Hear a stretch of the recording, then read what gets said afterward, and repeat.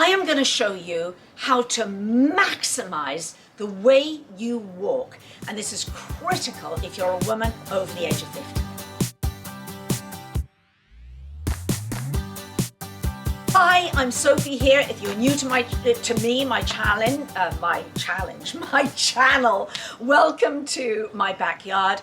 In this video, I am going to show you 5 ways to up-level the way you walk every single day to age-proof your body from top to toe. Neuroprotective, protecting your heart, protecting your breasts. You know, we want to lower our risk of breast cancer, building stronger bones, preventing sarcopenia, preventing osteopenia, osteoporosis. So these are all things that we really want to focus on, particularly if we're over the age of 50, because lifestyle matters. Now, you'll see in many of the other videos that I have on my channel, and if you're new to my channel, please subscribe because I don't want you to miss any of this. As a board-certified nutritionist, I speak a lot to nutrition, specifically to nutrition for a woman over the age of 50. But in this video today, I am focusing on your daily walk and 5 critical ways to up-level that walk so that it becomes age-proofing, age-protective, if you like. All right, so the first thing is, we hear a lot, and you may find yourself really focusing on steps per day. How many steps do I need to take a day? Is it 2,000, 6,000, 9,000? Or if I've done my 10,000 steps a day, or I've walked 3 or 4 miles, that's fantastic. You know, you're like, great, dialed it in. But what I am going to say, I'm going to turn this on its head a little bit. It's not so much how far you walk or how many steps you take. It is the quality of those steps and that distance. And this is really, really important to understand, because I want you to be able to maximize your time and get as much bang for your buck as you possibly can. We are busy women. There's only so much time that we can put into doing our daily walk or steps or whatever it is and other exercises. And I do recommend many other exercises to my clients, but in this video, I'm focusing specifically on walking. So research shows us that even 2,200 steps a day can be protective against heart disease and diabetes. Okay, great. But what research also shows us is that when you dial it up to 9,000 steps a day, and that's the sweet spot if you're looking at distance and steps, it is significantly better in terms of more protective against dementia, heart disease, etc. So 9,000 is way better than 2,000 or 2,200, but if you can only get in 2,200, and I'm going to say this all the way through this video, the best exercise is the exercise that you're actually going to do. So don't let any of this put you off, and particularly if you have been sedentary for a while and you're just dialing this in. I'd rather you do something rather than nothing. But I'm really talking about kind of gold standard here, how to really take it where you need to, even if you're going to slowly work your way up to this. All right, so if we're talking steps, just to recap, 2,200, there are some benefits. Sweet spot would be 9,000, and then sort of diminishing returns after that. So assuming that you're getting in around somewhere around that, I actually prefer to think of it as just time, because time is always like, okay, so how much time have I got? And I like to commit to about 20 to 30 minutes a day for my walk, right? So that's how I tend to think of it, more so than steps. So during that time, when I'm walking, that 20 to 30 minute little time that I've carved out, how can I maximize? And I'm going to show you 5 ways that you can do this right now. Number 1 is up your pace, significantly up your pace, because you can do 9,000 steps a day, and you can be doing 9,000 steps a day around a Disneyland or the mall, or walking, just having a lovely chat with a spouse or a friend.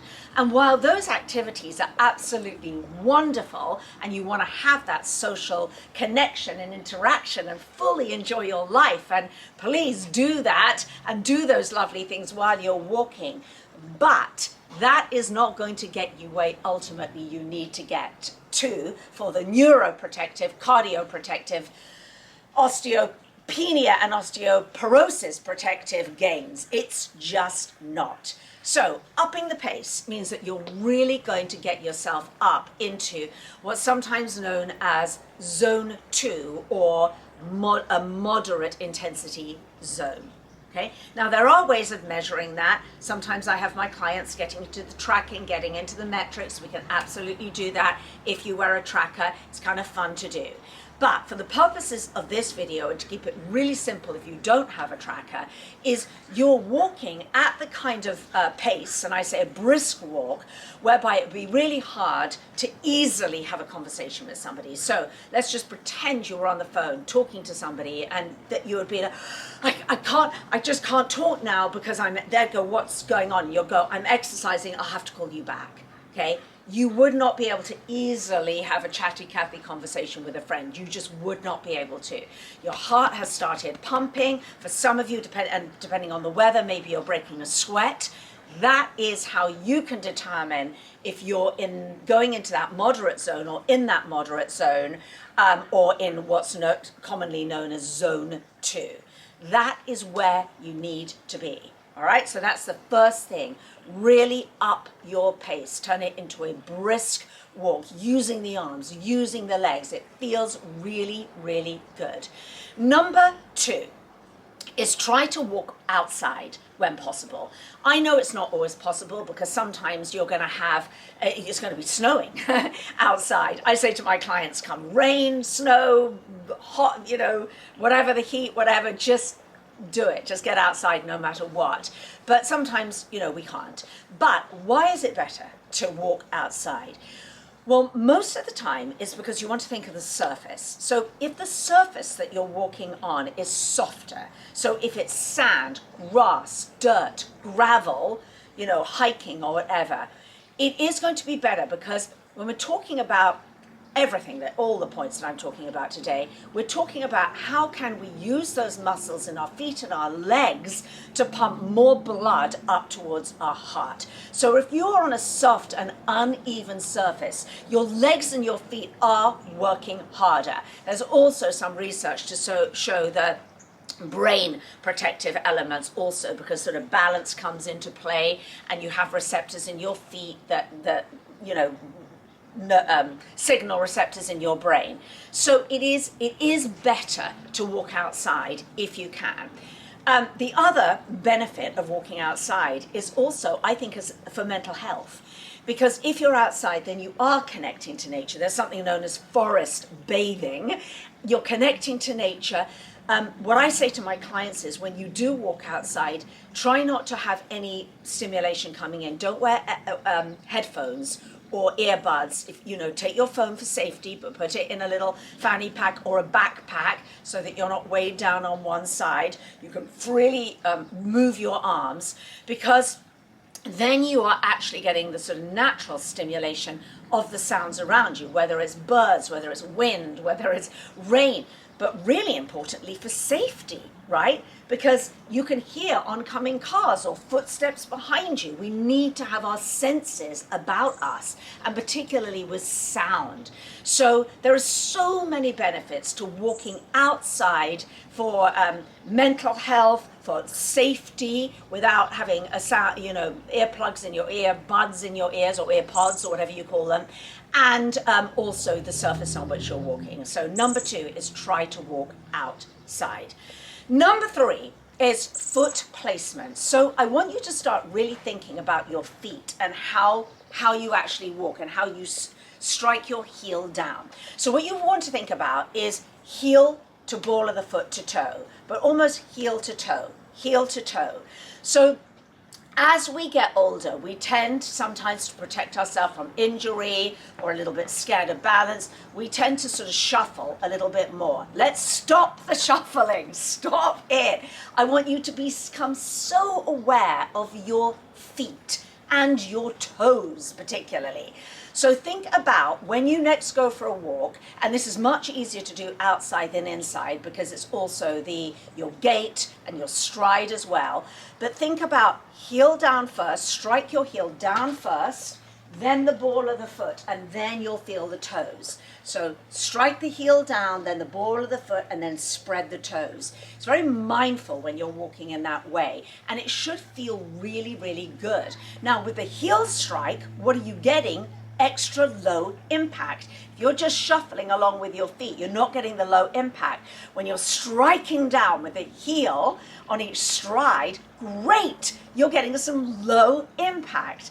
The other thing is, just a quick note to shoes, is it is very important, your footwear, what you're wearing when you go out for your walk. And I would recommend that you find a shoe, a tennis shoe, that has what's called a wide toe box. That means where your toes are, that part of the shoe is wider, so you can spread your toes. It is healthy because your balance comes from your toes, particularly your big toe. As we get older, we have to be very, very mindful, particularly if you're walking on uneven surfaces, of balance and foot placement. And it's so much easier if you can really spread your toes in the shoe that you're wearing. I wear a brand called Hoka, and I'll link to it underneath this video, but there are many brands. Just search for a brand that has a wide toe box and plenty of support. Now, it's great if you can walk in bare feet. So if you're on a beach or you can walk in grass and you get the added benefits of grounding and earthing and whatnot, fabulous. But most of us can't do that. So if you can, you're on vacation, wonderful. But if you're walking outside, you want a shoe with a nice wide toe box. All right, so number 1 was up the pace, get into zone 2. Number 2 was walk outside, ideally on soft surfaces, or vary the surfaces. Number 3, and this is very important, is try to get some gradient into your walk. So try to look for hills, because when you're walking obviously on a flat surface, you're not going to be challenging yourself very much, particularly once you get used to it. So everything that you want to think about is, how can I really challenge myself? Because we're adaptive. Your body will adapt. So you want to constantly, particularly as you get older, instead of thinking, oh, I'm just maintaining, doing the same thing every week, every month, every year, that's not going to cut it. How can I up it? How can I give myself more resistance, more impact, more reason for my heart and or my brain to have to adapt to the load that I'm putting on it? And one of the easy ways that you can do this is to walk where there are hills or some kind of gradient. It doesn't have to be a massive gradient, but obviously that's really going to challenge you. The added benefit when you start walking on hills is that you can do a really brisk walk for 30 seconds or 60 seconds and then slow it down. Then repeat that. They're called hill repeats. And hill repeats are great because it's like a little burst of cardio that you can integrate into your walk. It's also known as a sit workout, which is sprint interval training, but you're doing it without sprinting. You're just training yourself to get these little bursts of cardio within the walk that you're doing. But it's unlikely that you're going to get that little burst of cardio if you're walking on a flat surface. So look for hills. Even drive somewhere where you can find some hills. It's going to benefit you so greatly. All right, so that's number 3. Number 4 is to add some weight to yourself. So this is a weighted vest. And let me just see here if I can put this on. Hang on a minute. Yep. On here. That's my weighted vest. And this is an 8-pound weighted vest. And you want to start with about 8 pounds. I wouldn't go beyond 8 pounds when you're starting out with a weighted vest. So here we are.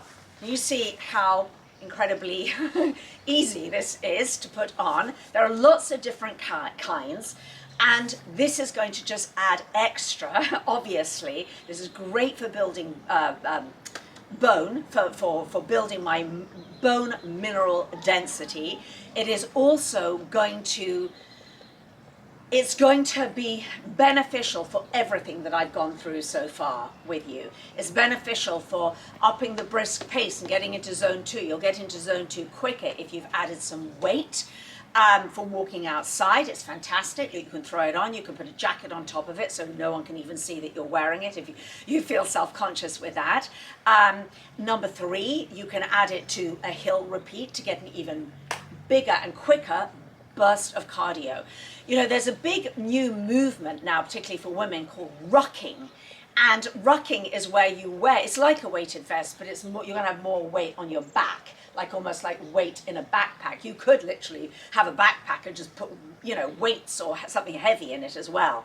And in the past, rucking was more of a kind of male CrossFit. The look of it was these more sort of military style looking vests. But we're seeing a movement now for a lot of women who are really getting into rucking, which is absolutely fantastic and highly, highly recommended. Okay, so we're almost there. Now, number 5 is breathing. So when you are walking and you're doing your really brisk walk, you really want to pay attention to your breath, because it's a wonderful opportunity to do some breath work. And I teach a lot of breath work, but you can get a rhythm going. So as you're walking, you can inhale 1, 2, 3, exhale 1, 2, 3, inhale 1, 2, 3, exhale 1, 2, 3. I love to go with a rhythm of 3. So it's in 2, 3, out 2, 3. And that sort of almost brings everything together, particularly when you're moving into that zone 2. You're really paying attention to your breath. You're taking in more deeper, generous breaths, and then the exhale is soothing you. So it's a wonderful way to bring it all together, to bring some breath work into your walk. And bringing breath work into your walk turns it also into almost like a walking meditation. And so you're getting so much bang for your buck, because in the way that I've just described for you to do all of this, you're getting your exercise, you're upping your low impact, you're putting some bursts of cardio in there, and because you're really paying attention to your feet, because you're paying attention to your posture, because you're paying attention to your breath, it turns it into a beautiful sort of walking meditation as well. So give that a try. That's as important, as I said, I would say it's as important, if not more important, than just diligently clocking in how many steps you do a day. Let's make those steps count, or let's make those miles count, or let's make the time that you're putting into doing your daily walk really count. And again, you know, having lovely walks with friends, and that's really important to have. It's so important to have that social interaction and connection with community. Maybe you go on group walks with friends, or walks around your neighborhood, or walking meetings at work, which is wonderful, or just a lovely walk after dinner with your partner. Fabulous. Keep on doing all of that, because the more you move, the better throughout the day. But to really maximize this time so that you really dial up the protective benefits and truly age-proof your body, I would recommend dialing in these five little steps I've given you to really dial it up a notch. Hope you enjoyed this. Subscribe to my channel if you haven't already, and I will see you next time.